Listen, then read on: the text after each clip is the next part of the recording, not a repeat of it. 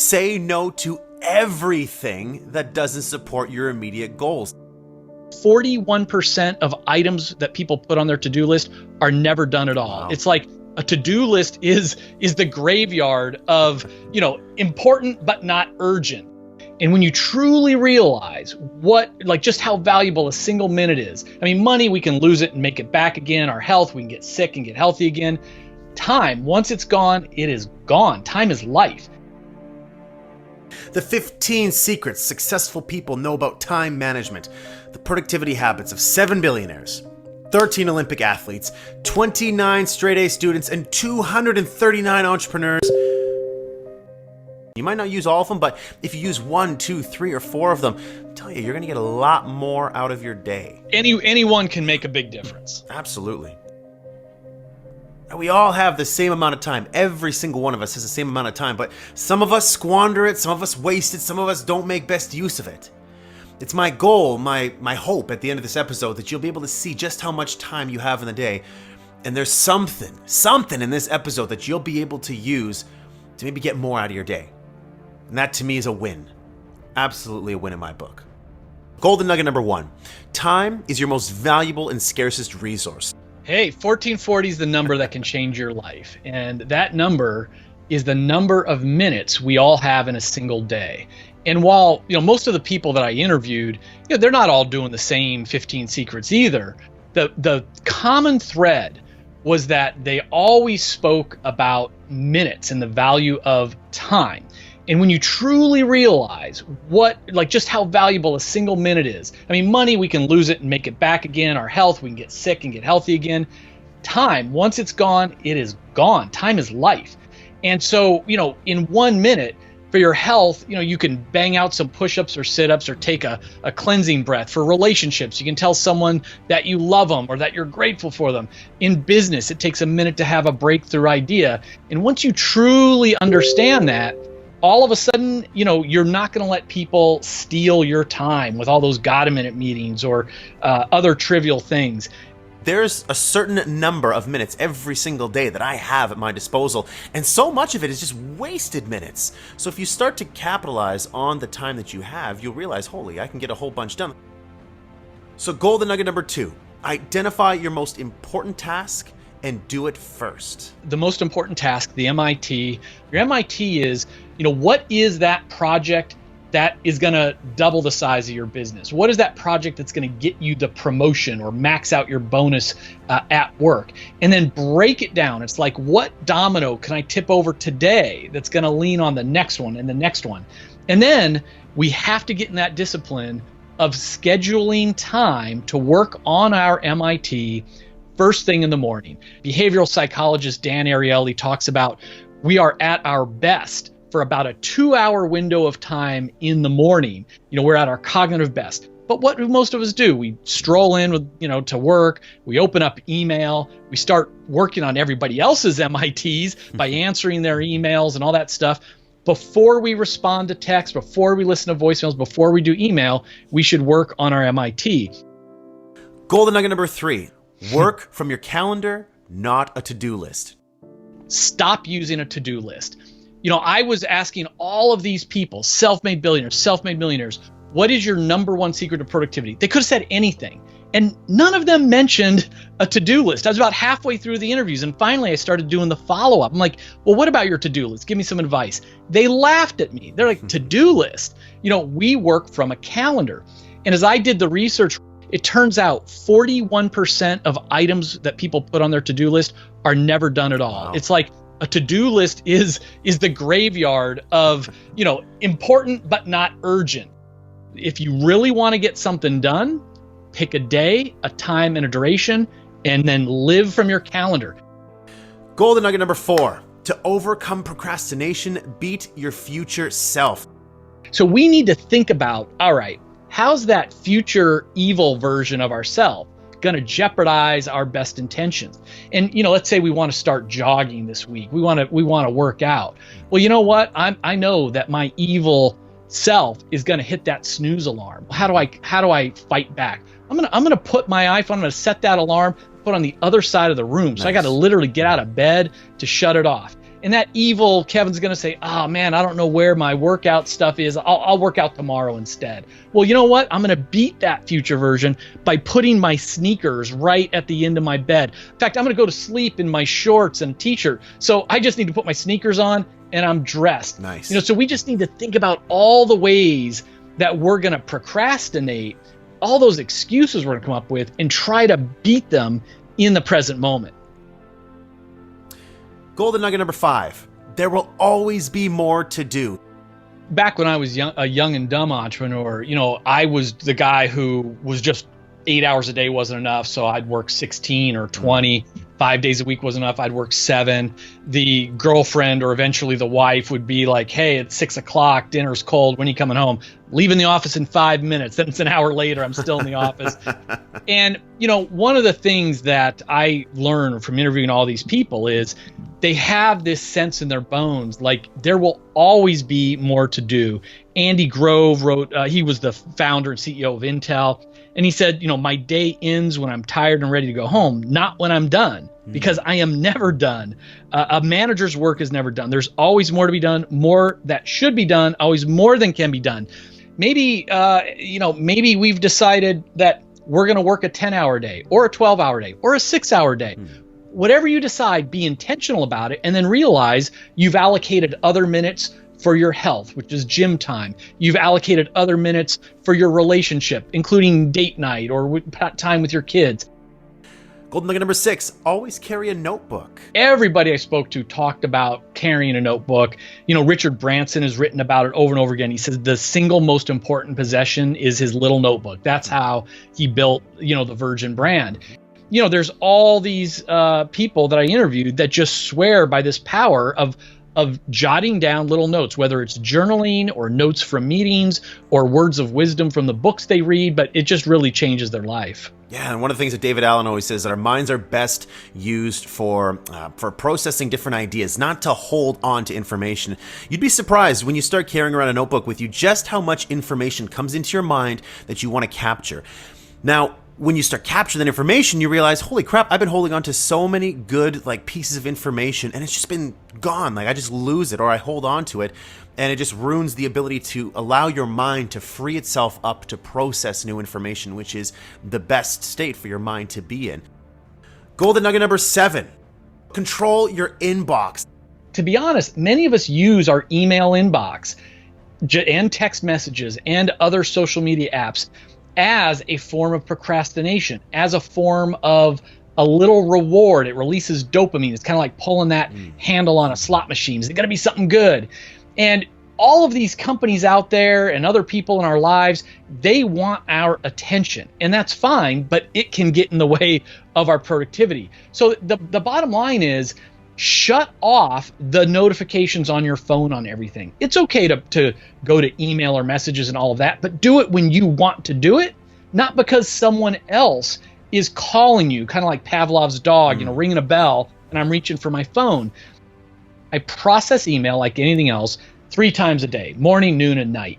Now, again, the number's not so important, Ryan. I mean, I know people who only process it once a week or once a day, and others, people will tell me, hey, I'm a stockbroker or whatever. I need to get back to people all the time. Fine, process it every 30 minutes or 15 minutes. The idea is to be intentional about it. Shut off the notifications. So if you're out there and you haven't shut off your email notifications, what are you waiting for? I've done that a long time ago. I shut it off because it's just distraction. Golden nugget number 8, schedule and attend meetings as a last resort. Now, we can't all, be like Mark Cuban and just say no to our boss and other people with meetings. Right. We can say no much more often. We can say no to a lot of meetings. We could say no to meetings before noon. Like, let's keep our deep work in the morning, then our collaborative work in the afternoon. And if you have to say yes to a meeting, say no to long meetings. Richard Branson again says, there's few meetings that need to last more than 5 or 10 minutes. And so that's just the idea. Let's say no as often as possible, at least one day a week say no, and then try to say no to long meetings. Absolutely. And that actually, that breaks us into the next golden nugget number 9. Say no to everything that doesn't support your immediate goals. they're not being rude, but the most highly successful people, they know what their values are, their goals are, and they fill their calendar with things that'll get there. And that doesn't leave time for a lot of other things. We're raised from being really young to like, hey, you want to be liked, so you want to help people. You're told it's nice to help people. You don't want to be rude. What's helpful to me is when I realized that every time I say yes to something, I'm actually saying no to another thing or many things. I got myself into so much trouble, man, because I like to be liked, and so I would say yes to people all the time, even though I knew by saying yes, it would screw up my schedule. I'd have to push other things back. In the back of my head, I was like, you're not going to do this anymore. You're not going to go to the gym. Your whole schedule's thrown off course. Getting good at saying no and doing it in a very polite way, in a delicate way, is something that a lot of you out there have to do. Golden nugget number 10, follow the powerful Pareto Principle. Yeah, Pareto Principle is more commonly known as the 80-20 rule. And it's this idea that most of the results in almost any activity, 80% of the results, comes from about 20% of the activity. So it's just really pausing, slowing down, and looking at, with all the work that you're doing to build your business, to get your work done, what are the handful of tasks that are getting you most of your results? Just focus on those things. Golden nugget number 11, focus on your unique strengths and passion. We really need to remember the power of delegation. I'm a perfectionist, so nobody can do anything as good as I can. I've got to do everything to do it right. And the reality, Ryan, is that might be true, but we have to realize, again, think about that 80-20 rule. This feeds into this, that yes, if I delegate it to someone on my team, maybe it's not going to be perfect, but if it's 80% to perfect, I need to be okay with that and let it go, because now that just freed up all of my time. Golden nugget number 12, batch your work with recurring themes. So this one, you read in the book, innovative entrepreneurs, they really assign different themes to their office days so that employees can really concentrate on one specific type of work. Well-known sort of consultant to consultants, Dan Sullivan, he talks about entrepreneurs should have focus days, buffer days, and free days. And the focus days, those are your game days. Those are the days where you are doing your most important activities. Usually it's sales or revenue related, but whatever your strengths are. A buffer day, that's the day to catch up on phone calls and emails and sign paperwork and, all the other administrative stuff we have to do. And then free days are the days where you do not work. And what you're doing is you're resting and recharging, which all the Olympic athletes really talk to me about that. Golden nugget number 13. If you can do a task in less than 5 minutes, do it immediately. So this really comes down to the touch it once principle. I go to an extreme on this one. I walk to get the mail out of the mailbox every day. Well, most people, you come inside and there's the two piles. There's the junk pile and then the bills, and then later we go through the junk again, and then we go through the bills again. On my walk back up to the garage, I am sorting that junk and I'm dropping it right in the recycle bin before I even get into my house. Those bills, they go into the bill pile, which again, I process on Friday afternoons. I don't even open the envelopes until I'm ready to do them. I don't care about what my electric bill or cable bill is. I'm just going to leave it sit there until I'm ready to process it. So, email, you open an email when you're ready to process it in that moment. Just learn to touch everything once. Golden nugget number 14, routinely use early mornings to strengthen your mind, your body, and your spirit. Because, I'm asking people, give me your number one productivity tip. So I'm expecting to hear about task lists and calendars and priorities. So many people said, my number one productivity tip is what I do in the first hour of my day. And they're not talking about getting work done. They're talking about their mind and body. Most of the people that I interviewed, these high performers, they weren't waking up feeling stressed, rushing to the office and diving into emails. That first hour, that first 30 minutes, they were investing in themselves for the long game. Last but certainly not least, golden nugget number 15. Productivity is about energy and focus, not time. We all have the same 1,440 minutes a day. We can't get more of that. It's not about managing the time. So the idea is, first of all, take care of our bodies, light cardio, lots of water, get good deep sleep. In addition to that, the most productive people, they actually take more breaks. So we're designed to kind of like sprint and rest, sprint and rest. And so again, to each their own. A lot of people like this Pomodoro technique. You just sprint for 25 minutes, then pop up and walk around, get some air, get some water. The idea is to spend more time on single tasking, all out focused attention, these working jam sessions, then a little break, and then get back to it. That video kind of really dives deep into, time management and the workspace, checking your emails while you're at work and everything else, which is great. It definitely will help you. And then some of the aspects that we're going to talk about in the presentation were outlined in that video. And then also we'll kind of break down what you can do for time management on your daily basis in just your regular life to help you out. How's everybody doing tonight? Yes, 3 minutes to whitelist. I'm going to throw this up here.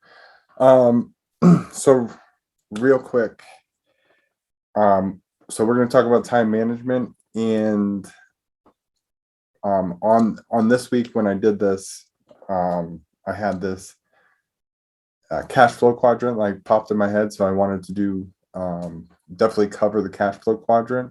Has everybody here heard of the cash flow quadrant? Do you know about it?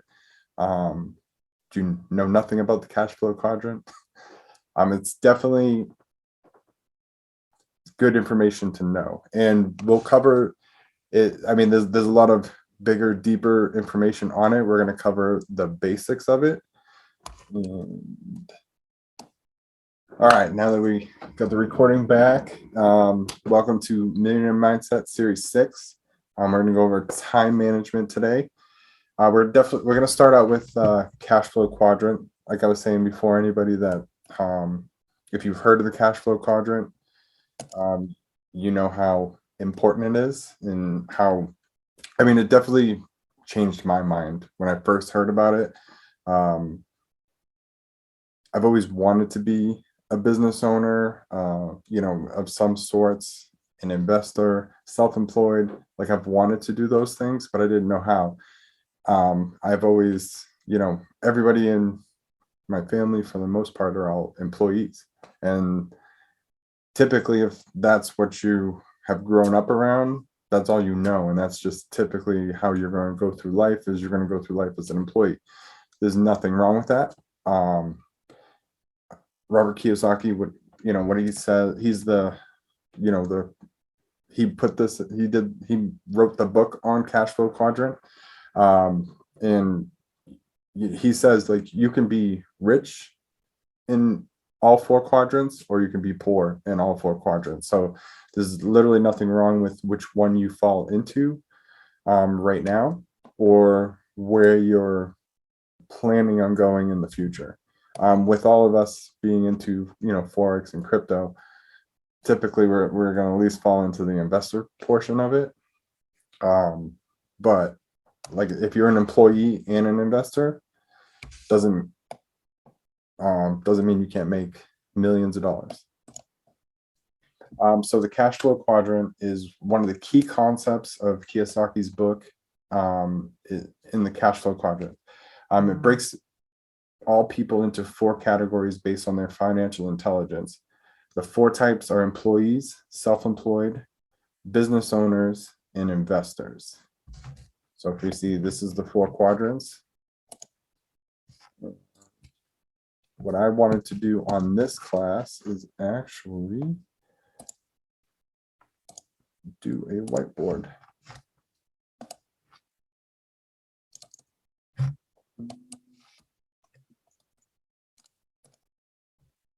Can you guys see the whiteboard? Yes.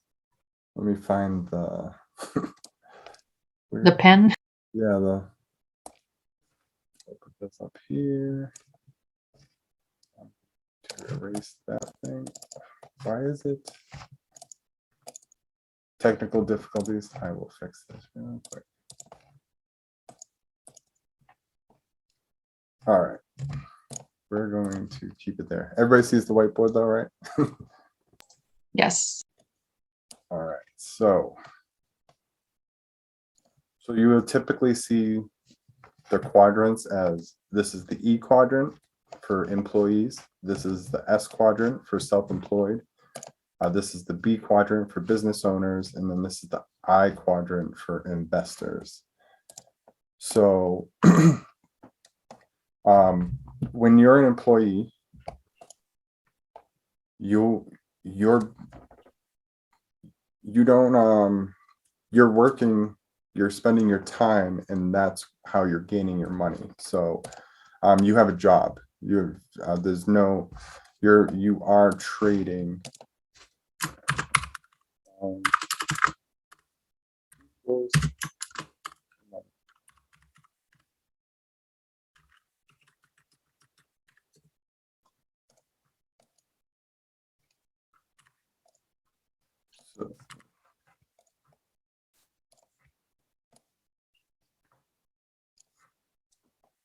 And then when you're self-employed, it's the same thing. You're still trading time for money.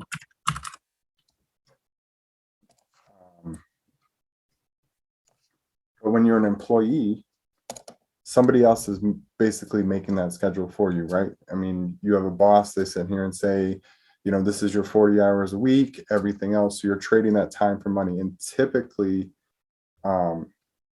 as you move up in the corporate ladder, it's going to take typically more time. You know, managers spend, instead of the typical 40 hours, they might spend 60 hours a week. So typically the more time you put in, the more money you're going to make. Same thing with self-employed. The more time, only now when you're self-employed, you have control over that time because you essentially are your own boss. You own that job. So when you're an employee, you have a job. When you're self-employed, you own that job. When you're a business owner, you own.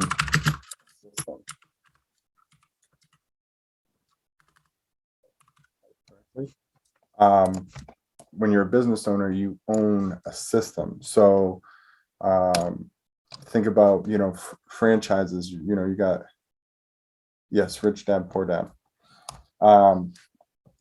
So when you own a business, you own a system. So if you think about the franchises, say somebody buys a McDonald's, they own that system. So McDonald's already put this system in place that, you know, how the drive-through works, how they're going to make all their burgers. So that business owner doesn't have to do anything. Their purchase is buying that system and then putting, you know, a manager in place, putting employees in place to run that system for him. You have people working for you, and that's how you gain your money. So yeah, so business owners own systems, and then investors kind of easy, they own investments. So they're making their money work for them. So, you know, so this is typically, move all this stuff. Okay, so typically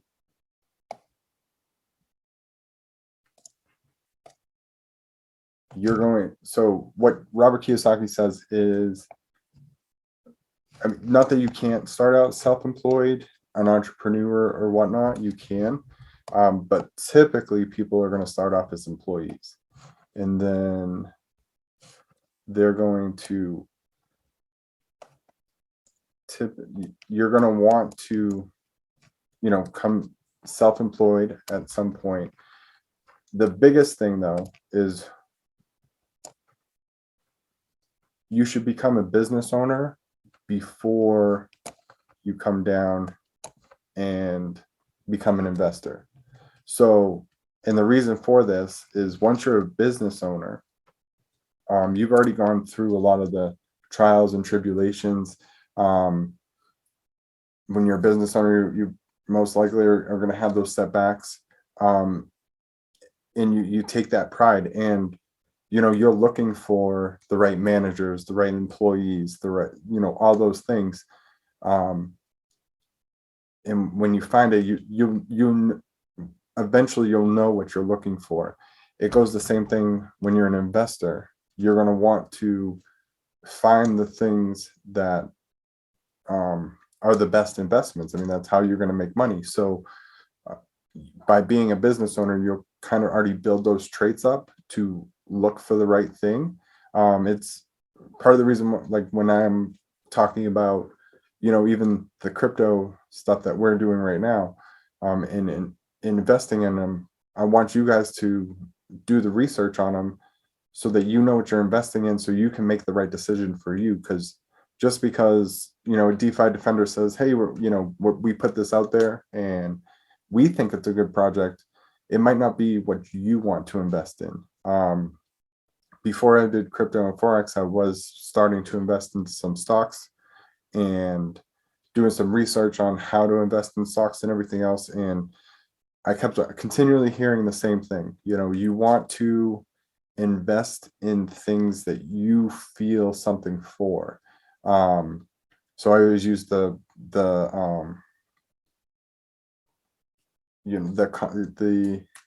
don't want to say analogy, but for me, I like Coke and I don't like Pepsi.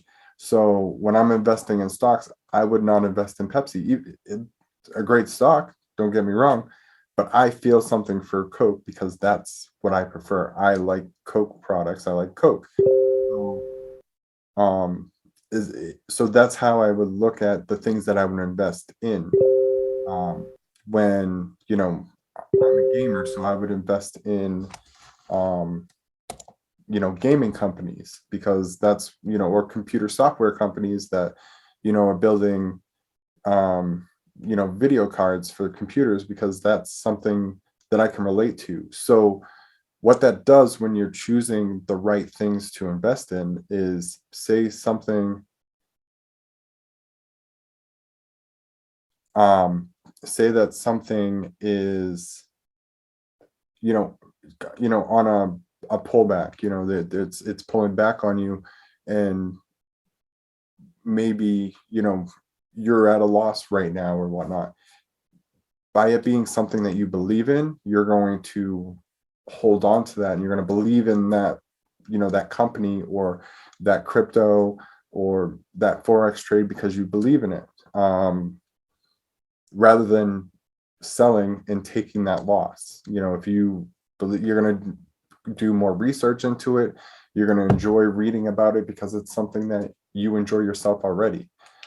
So EMS.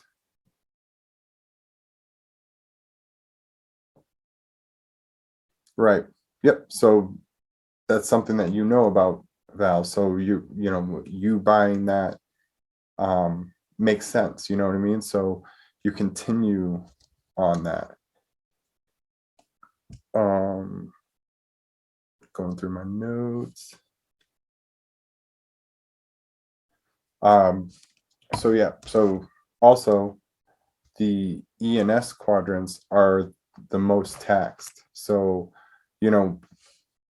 business owners, investors, the super wealthy, they pay less taxes. So this side is definitely more taxed than this side. Yeah, so you probably buy Apple stock and you don't buy, is there Android stock? I don't know if there's Android stock, but you buy Apple because those are the Probably like Samsung or whatever the name brands of. So like they would buy Motorola or Samsung or whatever the name brand of there. Yeah, so you probably won't buy Samsung or Motorola. You'll buy Apple because that's the products you use. That's the company you believe in. So right. So I buy Apple and Dell because that's my laptop. Right. And so that's the whole point. Like you're going, um when you're become a business owner first, you're going to know what these things are to look for, even in the investment, because maybe whatever you're the business for, say you have to buy computers for your business. Well, you're going to know which computers you're willing to buy for your business, right? Whether it's Dell, HP. So when you turn that into an investment standpoint, those are the companies you're going to invest in. But let's just say as a business owner, you bought some HP laptops for your business and they didn't do so well. You know what I mean? You didn't like them. Well, when you go into the investment side of it, you're probably not the only one that went through those issues with it. Not, I think my laptop's HP. I love it. Not anything against HP, just using it as an example. But when you go to the investment side, you're probably not going to invest in HP. You're going to invest in Dell or whatever worked for your business. So it kind of gives, when you are a business owner first, it gives you those eyes to be able to see the things that you want to invest in. And then, like I said, there is so much on the cash flow quadrant. And I feel like the first time around I had more stuff drawn in here. But does anybody have any questions on the cash flow quadrant? I think we're jumping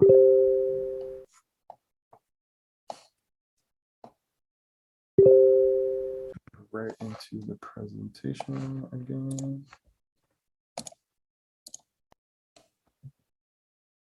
All right, everybody see the presentation now? Time management. Yes. Okay. So time management. What does everyone have in common, no matter what the background is or where they come from? Time. I mean, everybody has the same amount of time. What do they say? 1,440 minutes in every day.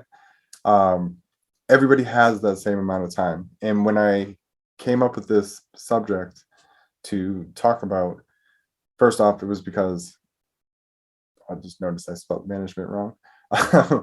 It was because I have trouble with my time management, so I needed to do my own research to help myself. And that's why I like it when I do these. I like to make it as real as possible. Like these are things that I'm going through that I had to build up on my personal development. But yeah, I was sitting there like, use Brian and Caesar for example. They have the same amount of time a day that I do. How do they get so much stuff done? Like it's crazy on a day-to-day basis, talking to them, and I'm like, I felt like I had a very productive day. And that's good. You want to make sure that you feel like you have a productive day, but you look at these successful people and it's like, it almost feels like they have more time than you do, right? I mean, that's just how it feels. But they don't. It's all about time management, yes. Were you in my other class, Val? You're stealing some of my class. We'll talk about that and I think one of these next slides. But yeah, so everybody has the same amount of time. It's just what you do with it on during that daily basis. So the people that we look up to and we're like, hey, hey, how do they have so much time? It seems like more gets so much done. So they make smart choices with what they're going to get done that day. They make smart choices on what they're going to spend their time each day doing. They follow the success behind it. Behind every behind every success is a hardworking person managing their time to achieve their goals. I think I spelled everything management is probably spelled wrong. And then the difference is most people manage their time and then they fall behind on their goals. So, you know, you might get 2 out of the 5 goals that you planned for that day done. But what does that do for the next day? Now you're behind, right? You only got 2 out of the 5. So, and then that just kind of creates that snowball. You're just going to continually fall behind until you grasp some time management and really, you know, write those down. Like the video in the beginning said, like, don't write a to-do list, put it on your calendar, set a certain amount of time. And we'll talk more about that coming up, but put it on your calendar, set the time, and achieve these goals, like knock these goals out, you know, every day, so that, again, if we can go back to a previous millionaire mindset, so that you continue to get 1%. And that is the goal. And I keep like spoiling slides that are coming up. Mastering time management. Since most of our awake time is spent working on our goals and achievements, it's important to master it. It'll help you accomplish more and get to your goals faster. So, you know, last week we were talking about being goal oriented and, you know, setting that 3 to 5 year goal or goals, and then, you know, what you can do, you know, what your goal should be in the first year to get to that 3 to 5, what your goal is going to be every month to get to that 1 year, and then what are you going to do every day to make sure that you hit the 1 month. And if you manage your time, you can get all that stuff done faster, or free yourself up for all the other stuff that you have to normally do on a day-to-day basis. You know, get the kids to school, get to work, whatever you have to do. If you're setting up the time correctly, then you can get all that stuff done and still achieve your goals on a daily basis. So, disclaimer, management of time really doesn't exist. Time just passes. You can't stop it. You can't change it. You can't make it bend to what you need. What you need to do is actually manage yourself, Val, so that you can get done what you need to get done in the allotted amount of time. I have spelling errors everywhere. Yeah, so time, you can't change time. Again, everybody has the same amount of time every single day. What you can do, though, and where, you know, the successful people are, is they're managing what they're doing. They're doing everything with purpose in that allotted amount of time that they're doing it. So that's what you really need to work on, is actually managing yourself to stick to whatever time, whatever you figure out your schedule is. You need to make sure that you stick to it. And I feel like that's the biggest thing that I always like, is actually sticking to, you know, this is going to be done during this time, and really focusing during that time to make sure that I get whatever that task is, that task is done in that amount of time. Even with doing, you know, these presentations, like I'll read throughout the week, you know, but then it comes Thursday, because I'm typically doing these on Fridays, and I spend Thursday trying to like put all this stuff together in a presentation. Whereas maybe if and this is what I'm doing going forward, like kind of splitting that up. Like, so instead of having to spend, you know, 6 hours, 5 hours on a Thursday trying to put all this stuff together, if I do an hour a day, it makes it more relaxing. It doesn't force it. I don't have to be up till midnight trying to make sure I get it done. So yeah, definitely making sure you're scheduling things in the right allotted amount of time. The challenge is not to manage time, but manage ourselves. The key is not to prioritize what's on your schedule, but to schedule your priorities. When I saw this quote, it like knocked me in the head. I'm like, because it does make sense. Like, you know, not to prioritize what's on your schedule, but to schedule your priorities. That just, you know, I don't even know what to say more about. Like, it's just perfect. Like, it says all it needs to say. You want to make sure you're scheduling your priorities and giving it the right amount of time. So prioritizing your tasks. Sometimes we can't do everything and we don't have enough time to do them. It's important to prioritize them, all your tasks and actions, so that the most urgent ones get done first. So the article that I was reading on this, they broke it up into 4 categories, and I really like these categories, and it makes sense. And it was funny because the video that we listened to in the beginning actually talked about important and urgent a couple times. So so the first category would be important and urgent. These are things that need to get done right away. Like you need to get these things done first, and like in the video, like if it's something that takes 5 minutes, especially, and it's important and urgent, knock that out right away, get it done.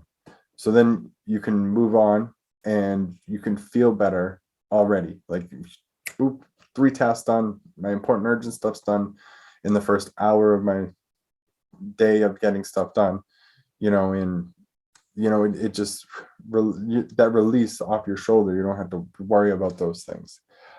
Important but not urgent would be the next category. So these are tasks that appear important but not before the first one. So they're important and you need to get them done that day, but the other ones need to get done first, and then you can move on to this category.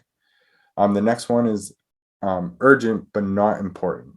So these are tasks that need to be done right away but don't have any lasting value. So it could be, I need to get my laundry done today. So it's urgent. I don't have any more socks or underwear. I need to get my laundry done. But besides having the clothes to wear, there's no lasting value. It doesn't add anything toward your goals or anything else, for that day, but it's something that has to happen. So that would be that category. And then not important and not urgent. So these are going to be, your leisure activities, things that you want to do, things that you don't need to do, but you want to do. And it's important to have these tasks in your daily regimen, because if you don't, you need to make time for these things, because if you're just go, you're going to burn yourself out. You want to make sure that you do have time and you schedule time for these activities, whether it's just sitting there, reading a book for 10 minutes or scrolling the internet for 10 minutes. And we're going to talk, I think it's on the next slide, about rewarding yourself. These would be those leisure activities, and rewarding yourself when you complete a goal. So goal setting and rewards. So set goals will help you plan your day. It'll help maximize your daily output as you strive to achieve all of the goals that you're trying to get done. So if you're setting these goals and then you're setting the plan on how you're going to achieve them every day, it'll definitely make things easier for you, just as a whole, in your whole, for your whole day and your whole life. It will just make everything easier. Make sure these are goals that you really want, and you will push through them every day. If it's something that you don't feel 100% about, it's going to be really hard for you to every day keep up with making sure that these goals happen. If you're trying to spin around the block, go, keep it PG. If it's something that you're not fully committed to on the goal, you're probably going to fall off. And then the days that you did spend time on it, that could have been some time spent better on something that you did feel, completely, fulfilled around. So, and then, same as you pay yourself in investing, it's important to reward yourself daily as you achieve these goals. So again, that would be those leisure times on your priorities, like whatever you like. For me, it's video games typically. So like if I get a bunch of stuff done, I reward myself with 20 minutes of being able to play whatever game. And that's how, and what it does for me too is it like refreshes my mind. So when I go to watch TV, that works too. Like you got to make sure you're rewarding yourself. If part of your goal is to lose weight, like reward yourself with this. It might be a healthy snack, but reward yourself with the snack. Instead of just sticking to that straight regimen of whatever it is you're doing. Yeah, so like I said, what it does too is it like refreshes your mind, so when you go back to accomplish the next task, you're going in with that refreshed mind. Start small. So this kind of goes along with the get 1% better every day. You don't want to completely change your whole schedule for every day. Just out of the blue, be like, boom, I'm changing everything. I'm doing all these things. All these changes are happening tomorrow. You don't want to do that because, typically for the normal person with that amount of change, you're going to get overwhelmed. If one thing doesn't go right, it's going to set you back, and then you're really not going to achieve anything. You're probably actually going to achieve less than you did in the first place. So you start that down slide. So instead of changing everything all at once, start small.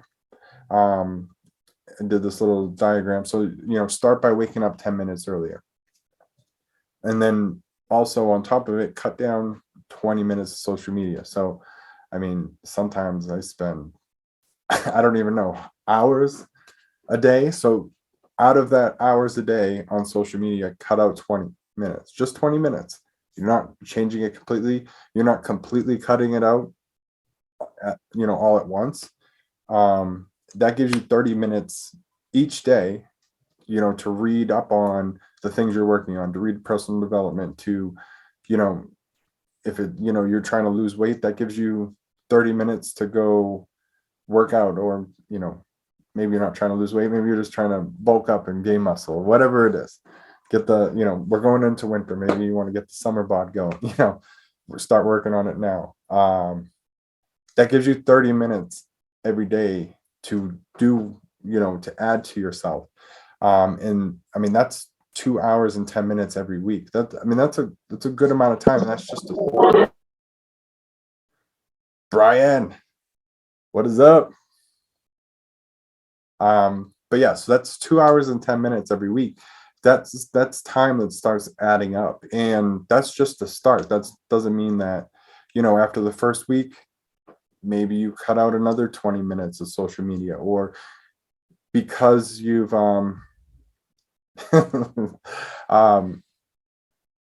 because you've already now started on this time management schedule, maybe you have more time. So now, instead of it just being 30 minutes a day to add towards this personal development or whatever, instead of it just being that 30 minutes, now maybe it's an hour. And then, so you're going 7 hours a week now, towards this, or, you just keep building it up. And now that you're getting better with time management, you are going to have more time throughout the day to fit these things in. So the next thing is set clear deadlines. When does this task need to be done by? So I know for me, just speaking on, doing these classes, and, I'm, right now it's Thursday night. It's like sometime Thursday night it needs to be done. So that's my clear deadline. But throughout the week, you can set up specific time, which is what I'm doing now, to make that deadline. And so my deadline for the whole thing is, as Thursday night, but uh, but throughout the week, each day, it could be I want to spend an hour at 2 o'clock every day from 2 to 3, and that's my time to spend on this task. So you set that clear deadline on it. You keep track of it in your calendar, on your task board, whatever your means of keeping track of your schedule. In the schedule, in the calendar, if you use Google Calendars or whatever it is, I mean, you can set alarms, like you can literally schedule out your whole day. And by doing these things, you're keeping track throughout the days and the weeks, and it's just, as a whole, it's going to make it a lot easier for you to go through it. But you have to make sure you're setting clear deadlines and that you're achieving those deadlines. So you definitely want to make sure that they're you want trying to read the chats at the same time. So when you want to make sure you're setting these clear deadlines, but you want to make sure that they're achievable in the first place, because if they're not realistic and achievable and you don't hit one, it's definitely going to set you back on that downslide because you didn't make one of your goals. So you want to always make sure they're achievable, but make sure you set that clear deadline. This is always a big this is a big one for me. I know for me personally, when I'll go sit there and say I'm hungry, and then I'll try to figure out either, if I'm going to go cook something, what I'm going to go cook. That's like, an hour just trying to figure out what I'm going to cook. If I'm going to go out to, get takeout or whatnot, it's usually 30 minutes just to decide on a restaurant.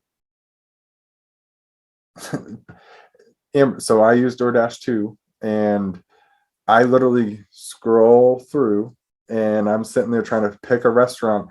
Then I might even like pick out some food from a restaurant, and then I'm like, no, and then I start the whole process all over again. So planning, just eating in general takes up a lot of time. Yes, Netflix, trying to figure out what you're going to watch, but eating takes up a lot of time, and trying to figure out what to eat is even more. So I mean, we have to eat.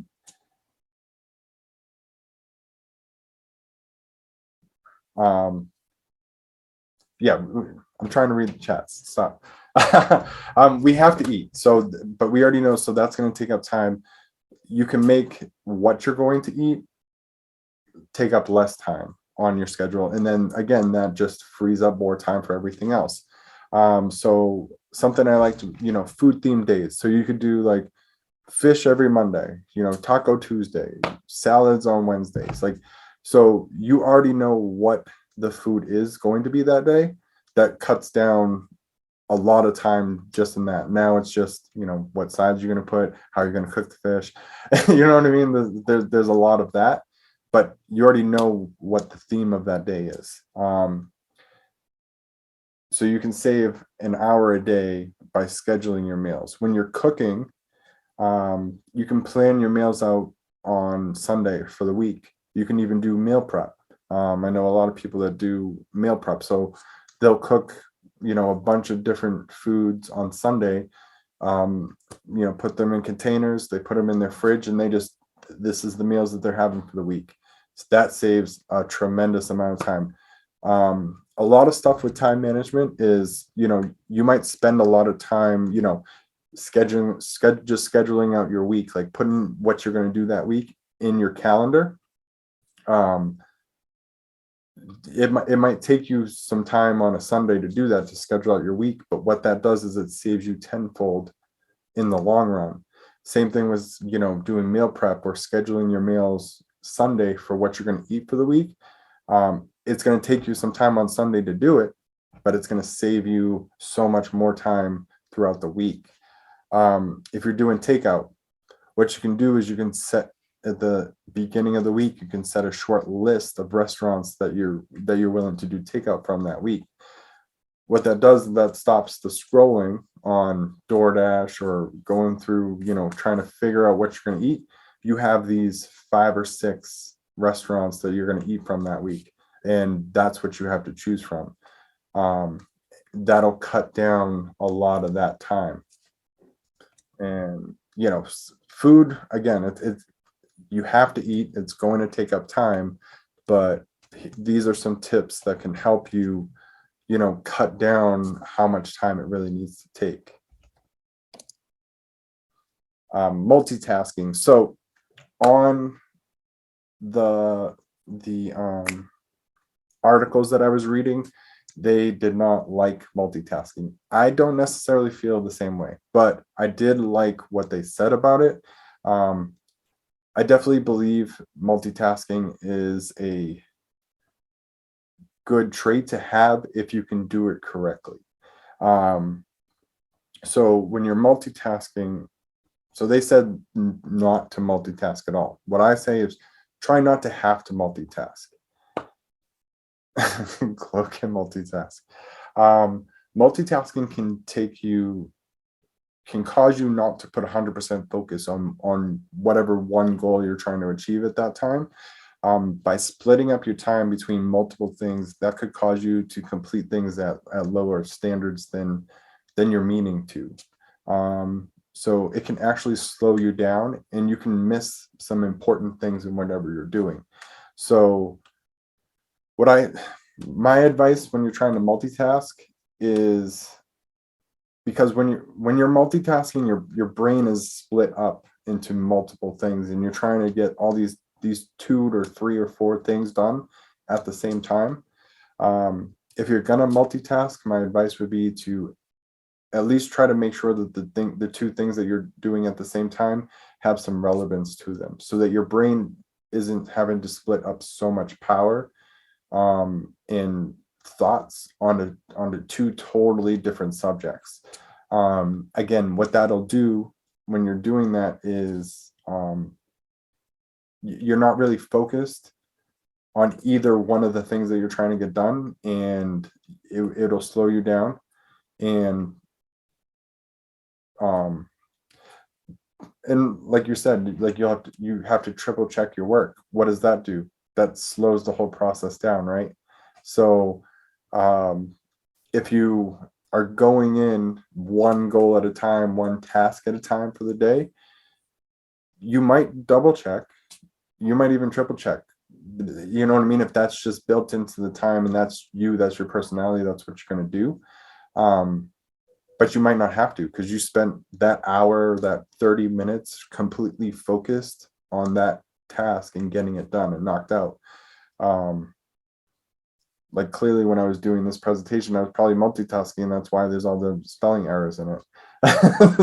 I didn't go back. I probably didn't have the time that week to truth time. I mean, you guys know, when I'm doing these, it's typically for something that I'm trying to build within myself. And that's why, like, I pick subjects that I need to do as well. You know what I mean? And hopefully me doing the research and gathering this knowledge and then spreading it to you guys as I'm learning it as well helps, as it helped me this week, with doing time management. I'm hoping that'll also help you. But yeah, so multitasking, definitely not against it. I'm definitely one to try to multitask, but reading this article and really diving deep into multitasking, try to at least make sure that they're somewhat relevant to each other if you have to multitask, just so that your brain is still working towards the same thing. Like if you're trying to multitask losing weight and going to the gym, like those are 2 things that kind of go along with each other. You can kind of like brainstorm those 2 things together. So if you're doing that's something that you can multitask, but you're not going to want to like multitask other things that have nothing to do with each other. And then here's 4 more tips. Don't get overwhelmed with time management, because that can definitely happen. I know if you're trying to tackle it all at the same time, not just doing little bits, it can definitely seem overwhelming. So try not to get overwhelmed with, how you're going to get all this stuff done every day. When you're trying to get your tasks done in a day, it's easy to get overwhelmed and how to achieve everything. Keep on track, focus one task at a time, and you'll be able to complete them and knock them off your list. Here's a couple more tips. So link your actions with your goals. So I really liked this. You make 2 lists. One's with the goals you're trying to achieve, and the other are things you're spending time doing. So these 2 lists should pretty much match up or link up. If they're not, then you're not spending enough time typically on achieving your goals.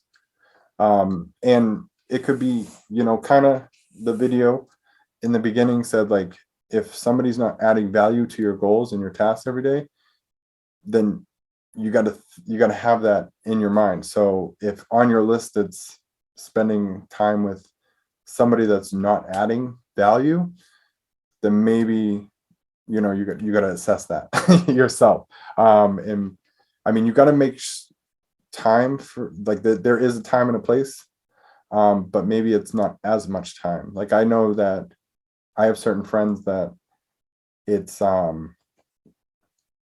they don't add any value to my life except for the friendship and having fun, but like towards my actual goals or anything else.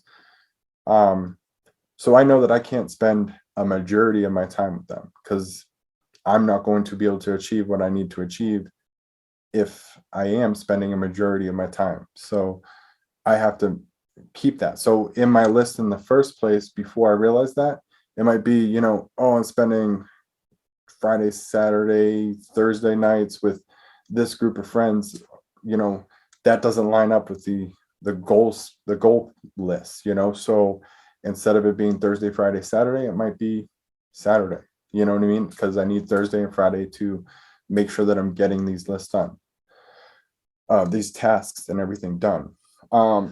Block out distractions. So that kind of goes hand in hand. Like, those distractions might be on your second list that you made.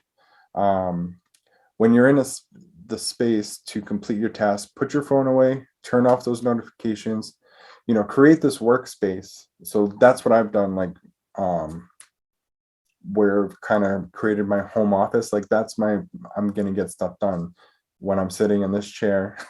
Typically, I mean, it also is my leisure time as well, because that's where I play my games. But I've also, you turn off the notifications and everything else so that when you're in that space, in that mind, you're just getting it done. So at first, if it's something that you're not used to doing, if you're just setting up your workspace, your action space to get stuff done.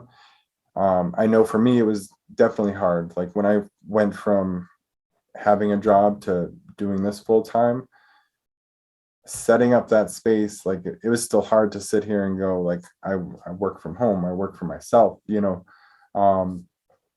so again, it's the same thing. Like, start off slow, start off 1% better every day. So for the first week, it might just be one task is getting done, but you're training your mind that when you go into this space, it is to get work done.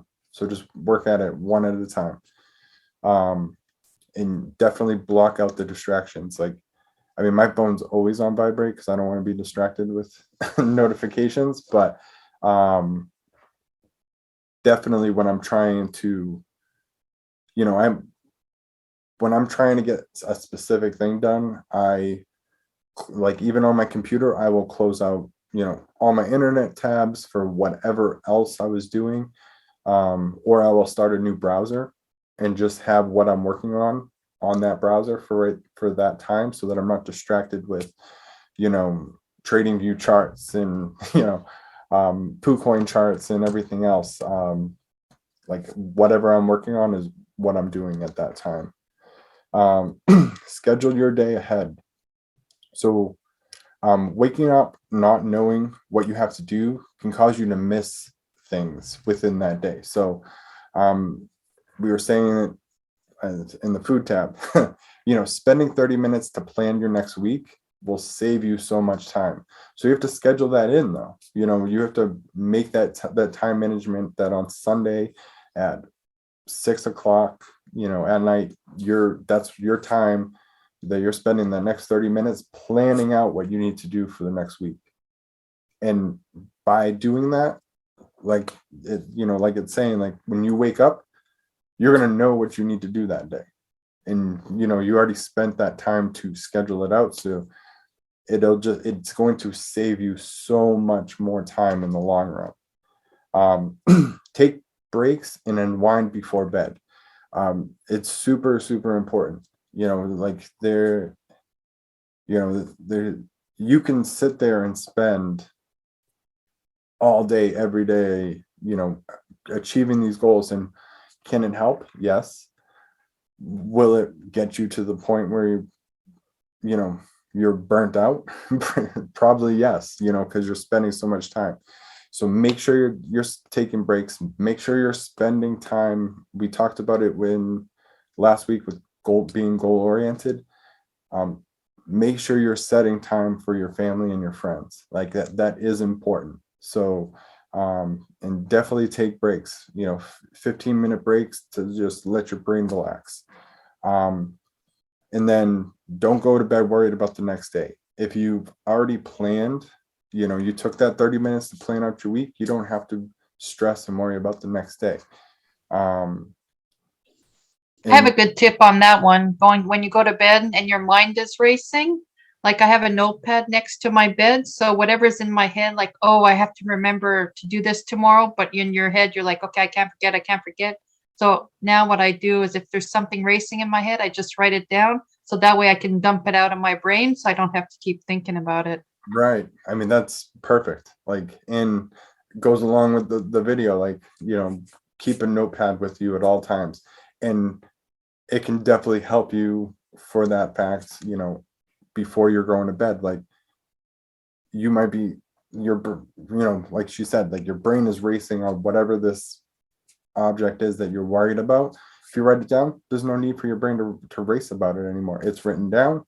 You're not going to take care of it right then and there, right? I mean, you're getting ready for bed. So you're going to take care of it the next day, but it's written down. You already have you can even, when you're writing it down, write a plan of action, however you're going to accomplish it. Boom, you're done. You don't need to worry about it the rest of the night while you're trying to get to bed, because like getting enough sleep definitely will make sure, it definitely helps in the next day and making sure you're accomplished. If you're not so worn down and, and dragging throughout that day, it's going to make, you can knock out so much more things. And when you're looking at your phone, it's important to, and I'm trying to work on this aspect, because I'm typically on my phone until, I'm ready to fall asleep. That's not good. Blue screen from your phone will actually cause you to have restless sleep. Even if you're getting the 6 hours of sleep, 8 hours of sleep, whatever, I mean, I know it's recommended 8 hours, but I think 6 to 8 is good. The blue light will cause you to have that restless 6 hours. You want to get a good 6 to 8 hours of sleep. So, 15 minutes before you go to bed, if you're just kind of not looking at your phone, and that'll help with that as well. And then I believe this is the last slide. Yep. So I really liked this quote. So I usually only do one quote. But these two quotes, when I saw them, I had to fit them both in.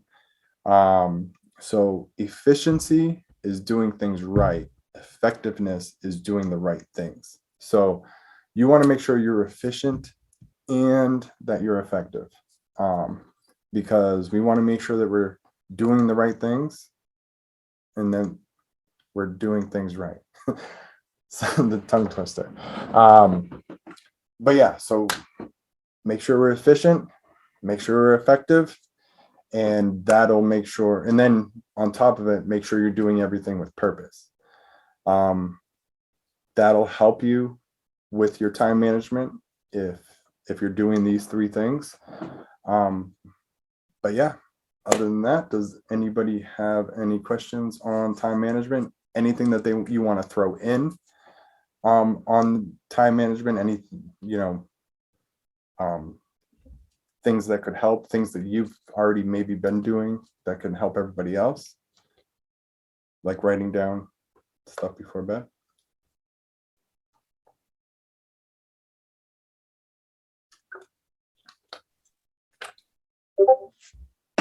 I read my affirmations at night, especially when I've had an action-packed day, and that slows me down because, like, you notice that if I try to go to bed as tired as I am, or I try to go to bed after I've had a long packed day without unwinding, I'll just lay there and it'll just be worse. It'll be tossing and turning. But if you find something to clear your mind and slow you down, it makes it easier. So do you write your affirmations in the morning and then you read them at night before you go to bed? It's well, I have an affirmations book that I read, but I've also I have a notebook where my affirmations are already written. And so I just use that. So one thing that you can do, so I need to get back into doing this. I haven't done this in a little bit, but I used to, I think the notebook that I had is still packed away. But I used to take 10 minutes and I would write, like I would have 2 affirmations for that day, whatever I came up with, that I wanted to do for that day. And I would just write them.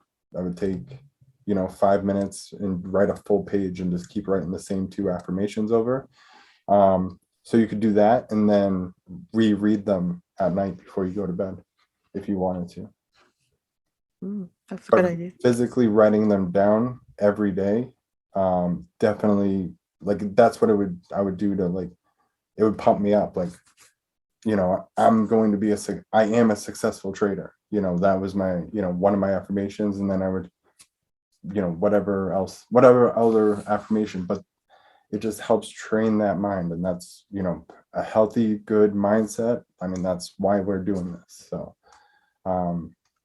trading, honestly feel like pretty much everything in life, 80% mindset at least.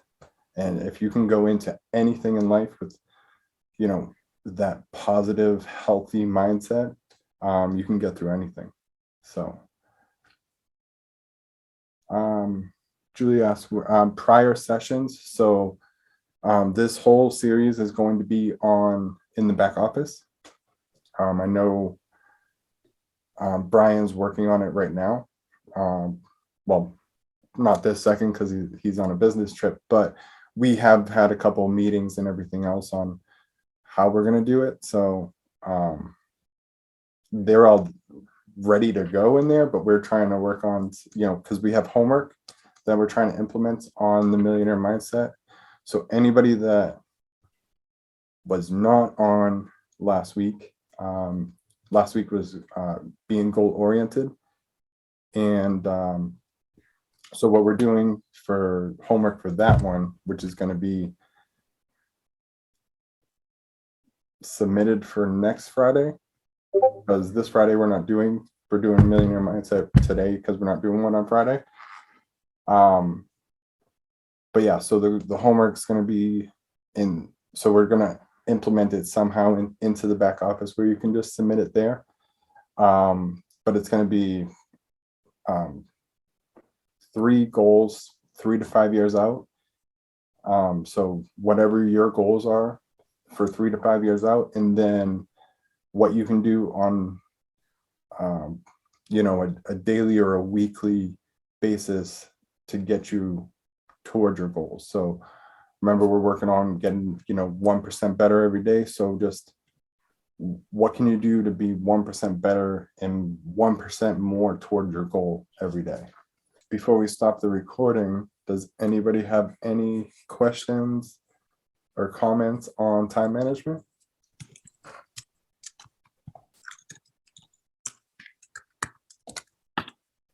So other than that, doesn't seem like anybody has anything else to add to this right now. So catch you on the next one.